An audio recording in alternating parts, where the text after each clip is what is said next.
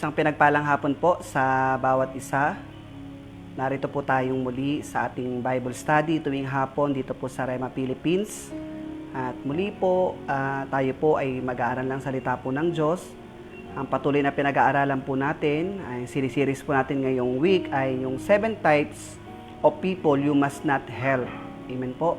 Alam ko po na ang bawat sa po sa atin ay sanay tumulong. Tayo pong mga taga-Rema ay sanay po tayong tumulong. Tayo ay may trabaho na tulungan ang mga tao. Ilapit ang tao sa Diyos. Amen? Katulad nga po nitong last Sempre Camp, take care of my sheep. Amen? Na yung tipo na tayo po ay may heart na tumulong. Amen po?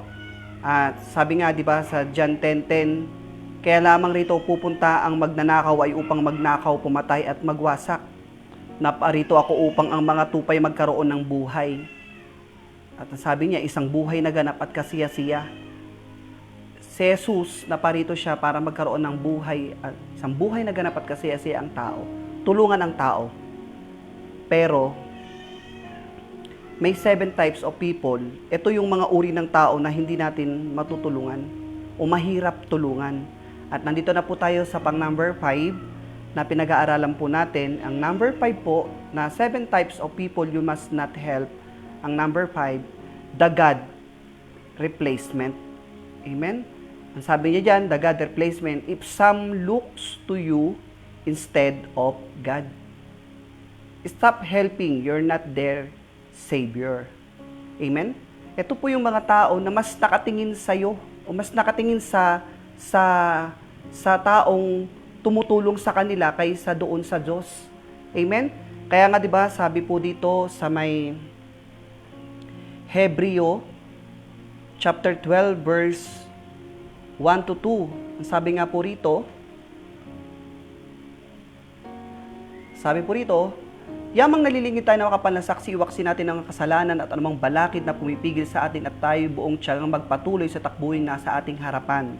Verse 2, ituon natin ang ating paningin kay Jesus na siyang pinagmulan ng ating pananampalataya at siya rin pinapasakdal nito dahil sa kagalakang naghihintay sa kanya, hindi niya ikinahiya ang mamatay sa krus at siya ngayon nakaluklok sa kanan ng trono ng Diyos. Amen po?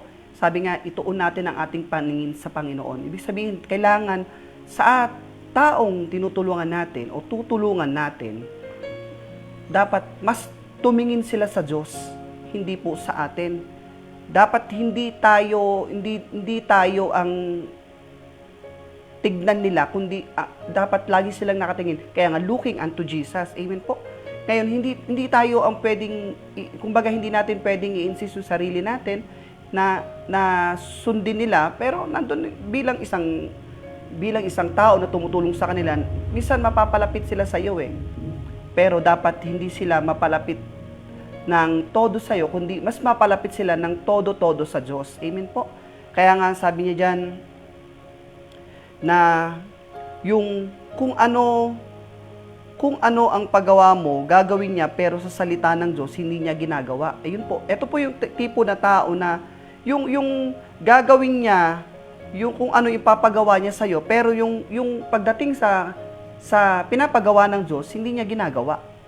Kumbaga mas attached siya doon o mas ginagawa niya o sinusunod niya yung sinasabi ng tumutulong sa kanya kaysa doon sa yung Diyos na talaga nagbibigay ng tulong sa kanya. Amen po. At ang sabi niya nga diyan, mas attached siya sa iyo kaysa sa Diyos. Amen po. Sabi niya po dito, mas mahal ka kaysa sa Diyos. Amen po? Kumbaga, mas mahal ka kaysa sa Diyos. Ibig sabihin, yung pag-ibig niya sa taong tumulong sa kanya, na dapat yung pagmamahal niya, dapat mas mahal niya ang Diyos kaysa sa taong tumulong sa kanya. Amen po? Kaya nga sabi niya, ikaw ang sinusunod, wala nang iba kahit Diyos pa. Amen po. Parang ang hirap naman po nun na kahit Diyos pa, kumbaga mas sinusunod niya yung tao. Amen po. Nakadepende na sa'yo, nakadepende sa gagawin niya sa'yo, hindi sa salita ng Diyos. Amen po. Kaya nga po, di ba, dito nga po sa may 1 Corinthians, basahin ko po sa inyo, dito po sa 1 Corinthians na kung saan, chapter 3, verse 4 to 9, ang sabi po rito, kapag sinabi ng isa, ako'y kay Pablo, at ng iba, ako'y kay Apollos, hindi ba tanda iyan na kayo'y namumuhay pa ayon sa laman? Sapagkat sino si Apollos at sino si Pablo? Kami mga lingkod lamang ng Diyos na kinasangkapan niya upang akayin kayo sa pananalig kay Kristo. Amen po? Tayo po ay kasangkapan. Tayo po ay, kumbaga, nandun tayo na inutusan tayo ng Diyos na tumulong sa tao, pero dapat hindi ma-replace ang Diyos sa kanila. Amen po? Kasi sabi niya nga dyan, sapagkat sino si Apollo, sino si Pablo, kami mga lingkod lamang ng Diyos na kinasangkapan niya upang akayin kayo sa pananalig kay Kristo. Ginagawa ng bawat isa ang gawaing tinanggap niya sa Panginoon. Ako ang nagtanim, si Apollos ang nagdilig, ngunit ang Diyos ang nagpatubo at nagpalago. Hindi ang nagtatanim at ni ang nagdidilig ang mahalaga, kundi ang Diyos na siyang nagpapatubo at nagpapalago. Amen? At ang sabi niya po diyan, ang nagtatanim at nagdidilig ay kapwa manggagawa lamang. Amen po? Manggagawa lamang. Sabi niya diyan, at ang bawat isa ay tatanggap ng gantimpala ayon sa kanyang pagpapagal. Kami parehong manggagawa ng Diyos at kayo ang bukirin niya, kayo rin ang gusali ng Diyos. Amen po? Kaya nga, hindi pa pwede na hindi, ito lang yung susundin ko. Ito lang yung taong susundan ko. Yung Diyos na kumbaga na itsapwera ng Diyos, na-replace na ang Diyos. Kaya nga, it's someone looks to you instead of God. Hindi po, dapat nakatingin sila sa Diyos. Mas mahal nila ang Diyos.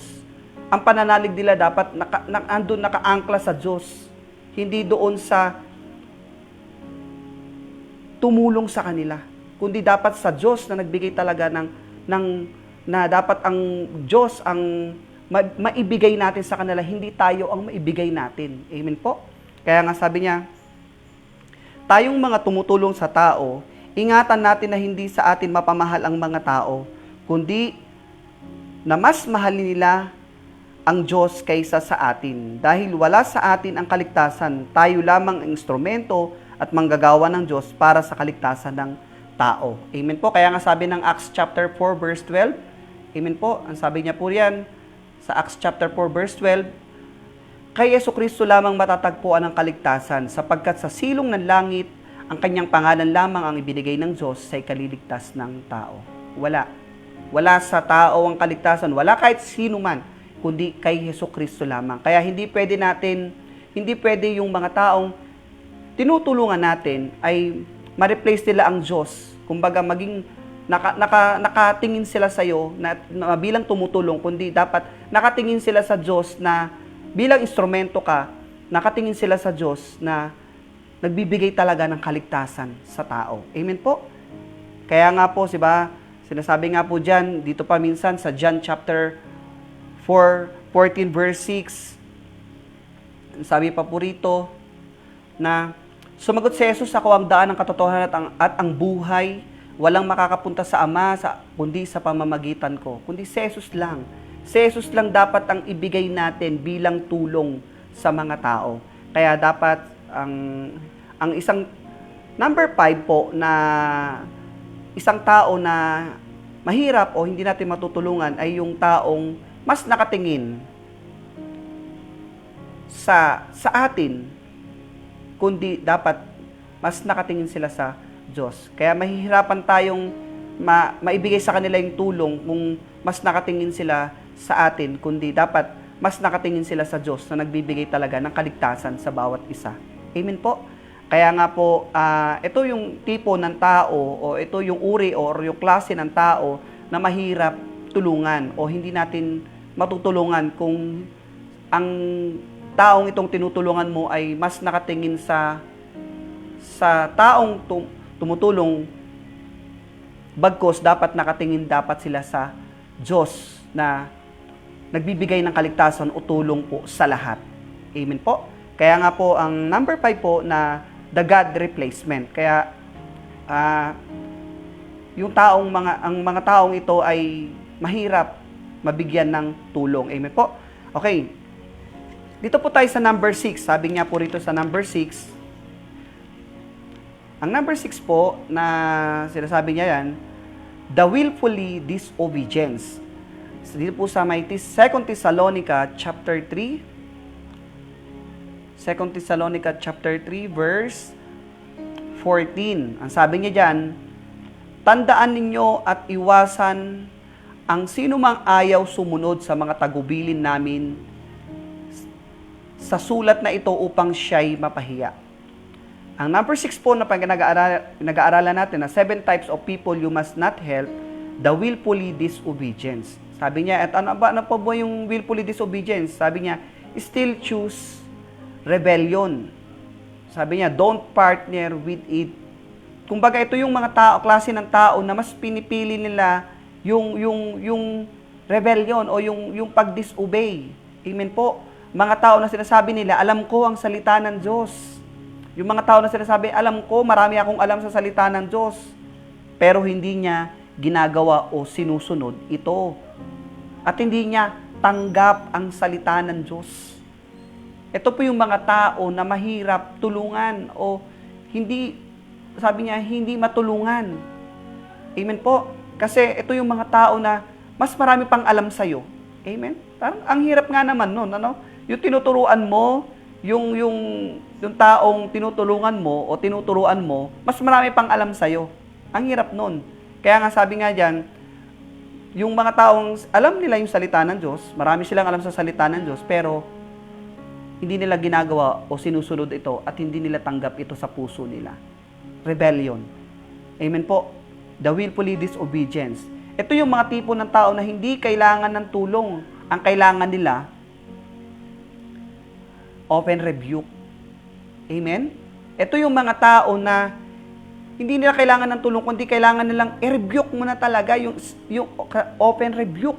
Na sabihin mo sa kanila na kung magpapatuloy ka dyan, may consequence siyang mga pagkakamali mo na yan. Amen po?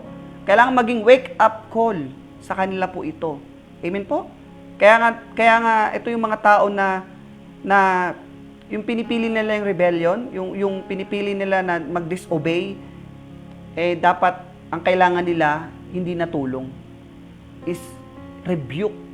Sabihin na sa kanila yung wake-up call doon sa consequence, doon sa kasalanan o mali nilang practice na ginagawa.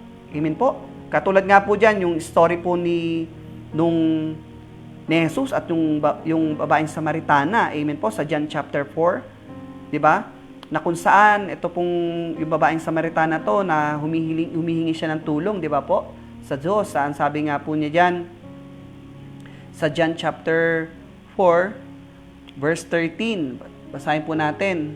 Ang sabi niya po dito, sumagot si Jesus, ang umiinom ng tubig na ito ay muling mauuhaw, ngunit ang umiinom ng tubig na ibibigay ko ay hindi muling mauuhaw. Ito'y magiging isang bukal sa loob niya, babalong at magbibigay sa kanya ng buhay na walang hanggan. Sinabi ng babae, Ginoo, kung gayon po'y bigyan ninyo ako ng tubig na sinasabi ninyo, nang hindi na ako mauhaw ni rito pa upang sumalok. Umuwi ka at isama mo rito ang iyong asawa, wika ni Jesus. Ito po, no? Anong sinabi ni Jesus? Isama mo rito ang iyong asawa, wika ni Jesus. Wala po kong asawa, anang babae. Tama ang sinasabi mo, wala kang asawa, tugon ni Jesus. Sapagkat lima na ang iyong naging asawa at ang kinakasama mo ngayon ay hindi mo asawa. Totoo ang sinasabi mo. Sinabi ng babae, Ginoo, sa wari ko'y propeta ka. Ano pong ang ginawa ni Jesus? Talagang dinirection niya. Sinabi niya, nirebuke niya. Kumbaga nandun yung pagkakasabi ni Jesus na, oo, 5 ang kasama mo at ang 5 ang kinakasama mo. At ang 5 ang kinakasama mo, sabi niya, at ang kinakasama mo ngayon ay hindi mo asawa. Amen po. Diretsahan talaga. Kasi itong babae na to, willfully disobedient siya. Ngayon, kaya nga, sabi niya dyan, ito yung mga tipo ng tao na sinasabi nila na maraming alam sa Bible. Sabi niya, bata ka pa, marami akong alam sa Bible. Di ba? Minsan naririnig natin yan, lalo na sa mga kamanggagawa ko na minsan umahayo. Pag ang share nila ay may edad na o matanda na, sasabihin nila, bata ka pa, marami na akong alam sa sinishare mo. Sasabihin pa nila na, papunta ka pa lang, pabalik na ako. Amen po. Pero hindi naman talaga sumusunod doon sa aral na natututunan nila. Hindi naman nila sinusunod o ginagawa yung sinasabi ng Bible. Amen po? Ito yung tipo ng tao na namumuhay o lumalakad laban sa salita ng Diyos. Sabi niya, yung tipo na namumuhay o lumalakad laban. Yung laban, hindi sila agree. Kundi laban sila doon sa salita ng Diyos. Ayaw nilang tanggapin at sundin ang salita ng Diyos. Amen? Parang katulad sila ng mga pagano na ina-example ng Bible. Amen po? Napakitang tao pero hindi talaga sumusunod sa aral ng Panginoon. Amen? Na kung saan, kaya nga, ang kaligtasan po na sinasabi ng Panginoon ay para sa lahat. Pero, ito yung mga tao na mahihirapan tayong ibigay yung tulong para sa kaligtasan kung nandoon sila sa willfully disobedience. Amen po? Mahirap tulungan ng taong ayaw sumunod at mas magaling pa sa'yo. Amen po? Ano ba ang klase ng sinasabi ng Biblia doon sa still choose rebellion? Ang sinasabi ng rebellion, the willful defiance o pagsuway and refusal o pagtanggi to obey God's command, authority, or will. Ito po yung mga tao na yung sinasabi na rebellion, yung willful na sila na sa pagsuway at pagtanggi sa pagsunod sa utos ng Diyos o ng authority or will. At alam niyo po, ang rebellion is direct disobedience. Amen po. Ang rebellion po ay direct siyang sinasabi na nasa pagsuway ka. Amen po.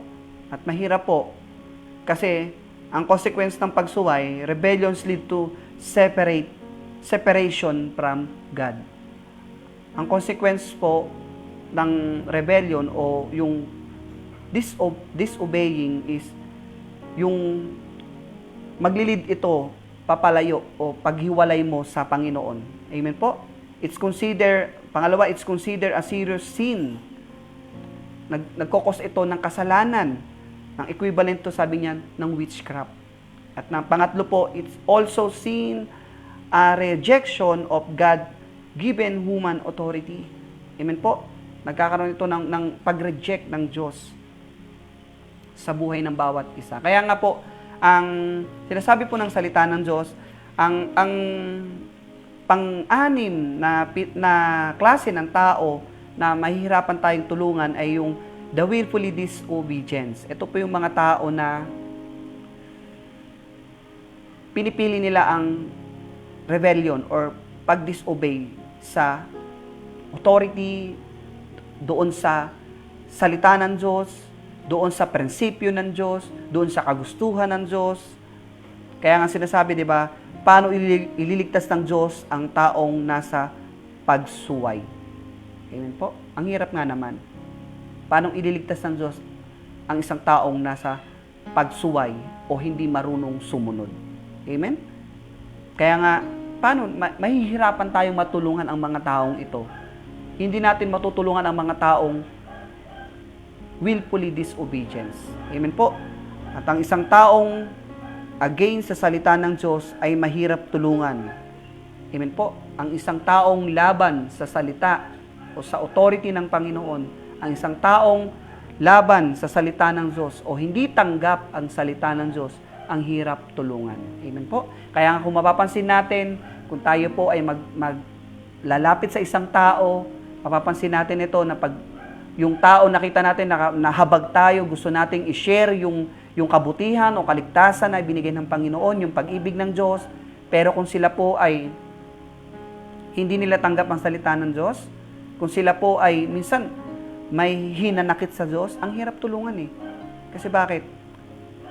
Hindi nila tanggap ang salita ng Diyos. Ngayon, isi-share mo yung kabutihan ng Diyos. Nandun sila sa pagsuway, ang hirap tulungan. Amen po. Kaya nga, ito yung mga uri ng klase ng tao na hindi matulungan yung, balik ko po, number 5, yung the God replacement. If someone looks to you instead God. At yung number 6, the willfully disobedience. still choose rebellion. Amen po. Kaya, tulungan natin ang mga tao. Pero yung mga ganitong klase ng tao, pang number 5 at number 6 na pinag-aaralan natin, mahihirapan tayong matulungan sila. At hindi natin maibibigay yung tulong na kahit nandun yung pagsusumikap natin, ibigay yung na i-share yung kabutihan at pag-ibig ng Diyos. Pero kung nandun sila tumitingin sila sa taong nagbabahagi ng salita ng Diyos instead sa Diyos. At yung pang number 6 na still choose rebellion, ang hirap po nito. Amen po. Kaya, ito po yung mga uri or klase ng tao na mahirap tulungan. Amen po. Kaya, sa hapong ito, na tayo po ay may assignment, take care of my sheep.